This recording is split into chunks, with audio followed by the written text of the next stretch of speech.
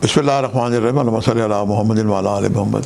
Shah Zanjani TV से आपकी खिदमत में हाज़िर हूँ प्रोग्राम में टूडे। कुल दुआ का वक्त आज 4 जनवरी और इस बार का दिन है।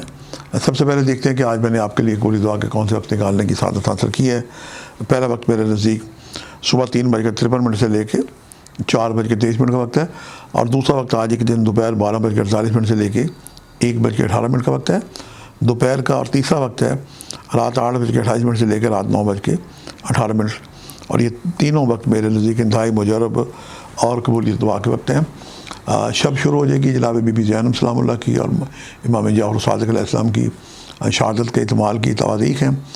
आज कोई भी नज़र अल्लाह ने आज हुसैन बनाए और इन हस्तियों को हदिया करे और इनके वसीले से दुआ करें, अल्लाह पाक आपकी दुआएँ मुस्तजाब करेगा। गोल्ड रंग की चीज़ों का सदका दें।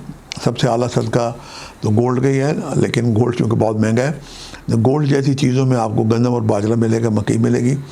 तो ये परिंदों को अस्पे तौफीक डालें, वरना एक की मिकदार में 1 किलो या 10 किलो पानी और चावल का टोटा मिला कर डालें। ये आज आपका बेहतरीन सिरका है।